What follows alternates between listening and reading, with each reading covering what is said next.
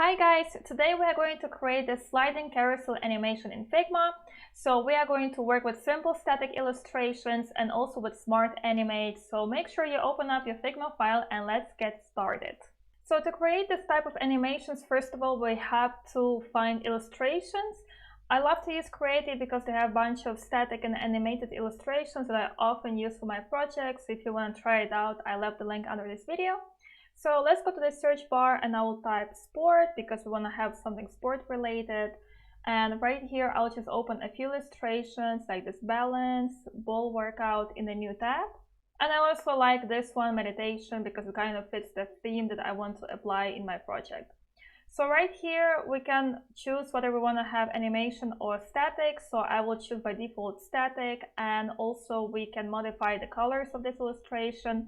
I will keep it basically neutral, so let's just quickly copy this hex code that I can apply to other two illustrations. And I will quickly click on download, and right here it's important that we select SVG file format because it will have the best quality, and if we want to change something in Figma, we later can do that simply with SVG. So after I downloaded these illustrations, I immediately could open them up in Figma. So here I have them. By default, you will have them much bigger, but I already immediately decrease their size to the value of 320 by 320 pixels. So let's actually select frame because we're going to create a desktop frame right here. And we will have to split this frame into 3 sections. So I'm going to select again the desktop frame.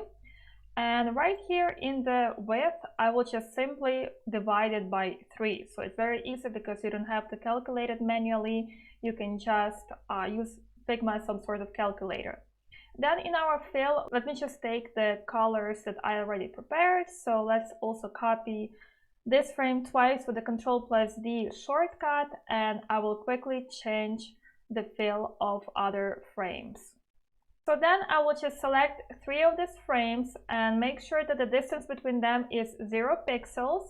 And let's just quickly drag them inside of our main frame. So I will just quickly drag these illustrations inside of each frames. Let's make sure that every illustration is aligned to the center horizontally and vertically. So let's just click on each of them and align them exactly to the center. So I will also select all of these illustrations by clicking 2 times with my mouse and actually put them a bit higher in my canvas. So then I will just also type in some text. So for example, do some yoga.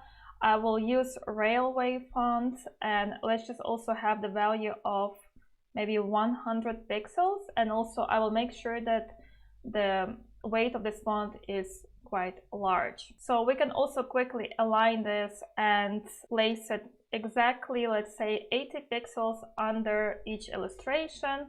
So I will just Ctrl+C this text, select the frame and do Ctrl+V, and the same I will do with the 3rd frame. Now let's just basically change the content of this text, and again, and here we'll do yoga. So this is how we created our first state, and now we have to create 3 different states on basically hovering over the mouse. And as you already saw from the demo in the beginning of this video, the area will expand while other 2 areas will shrink in its width.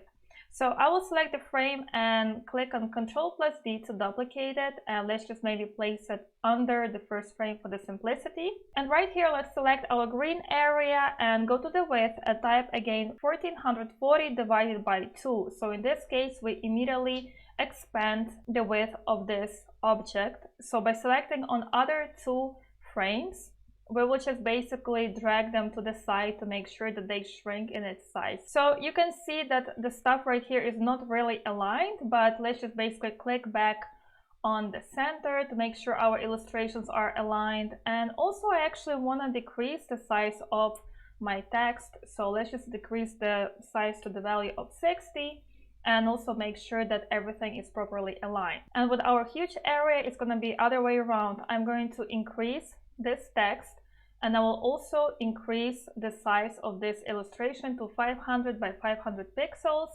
and we will just also make sure it's aligned to the center, the same with our text. And let's actually also make sure that we have the distance of 120 pixels to the top margins, and also the distance between our text and an illustration is 70 pixels. So right here, I want to also do something more fun. So let's just quickly rotate this illustration. Okay, so our first state is done, and now we have to repeat exactly the same action with other two remaining states. So let's quickly copy again our frame one more time, and in this case we will see that the value of this small container is 360 pixels. So let's do the same with our green container, and right here let's just reset everything. So for example, by decreasing the size and making sure that everything is properly aligned, and the same let's just do it with our text. Is going to have the value of 60 pixels and it's also going to be aligned. I will lift it up a bit to make sure that it's all on the same level. So to make it easier for myself, I see that the distance is 282 pixels, and we will do exactly the same with this illustration. And also we see that the distance between this object and text is 80 pixels. So also let's make sure that it's perfectly aligned. With our third container, which has yoga text, we're going to leave it exactly as it is for the moment. And actually we'll just increase the width of our yellow container. So the same here, we will also increase the size of the font, also make sure it's aligned.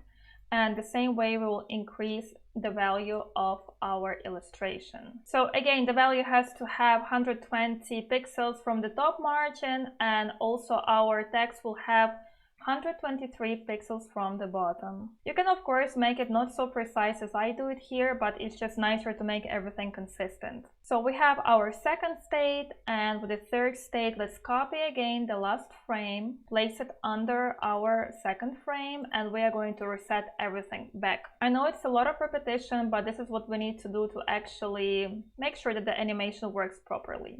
So let's decrease again the container size, and now in our case we will need to expand our third container. So we will also increase the value of this illustration and also the value of the text. And here we have to reset everything back. And let's also not forget to rotate our illustration in this way to make it more fun. So right here you see immediately how we created all of our states. And this is our default state, and on hover we'll connect actually to different states where the areas will expand. So now the most fun part, let's just quickly zoom into this area, and I'm going to go to the prototype section where we are going to combine these frames. So very important that we work with frames in this project, because if you simply work with groups or just elements that are not grouped or are not put inside of the special frame, this animation will not work because you will not be able to connect the prototype connect. We select the first green area, and right here I'm basically connecting it to our first state. So let's select on while hovering, and we'll work of course with Smart Animate and have the delay of 600 milliseconds. Before I continue connecting everything, let's quickly test if this connection will work.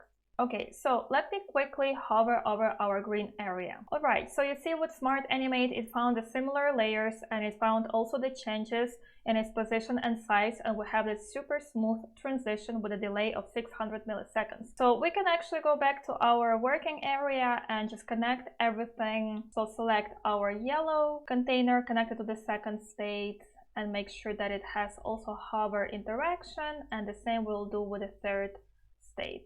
It is also recommended to connect other frames to each other so that everything is consistent. So here we'll just connect it to the last frame. Let's not forget to change it to hover. The same right here to the third one. And the final one, we will connect it like this.